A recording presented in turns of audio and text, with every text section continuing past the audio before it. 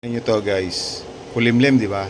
So yan, yung ating battery capacity 26.8 yung charge nya.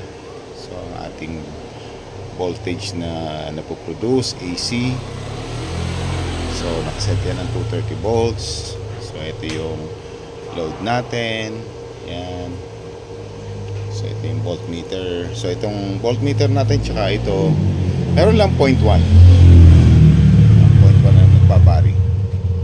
So yan, nakasaksak yung ating freezer, Pandura, nakasaksak.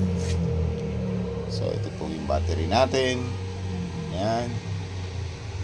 Okay, so walang patayan. So yun lang, kulimlim pero battery natin 90%. So bakit 90%? Nakaset po ako rito ng pinaka low voltage ko is sinet ko ng 24.2.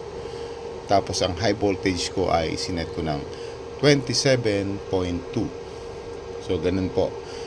Para kung magkaroon man ng power failure or gamitin ko man siya ngayon, mahina ang kuryente o mahina ang generation, kaya kung gamitin siya hanggang 40% or 30%. So ganun lang.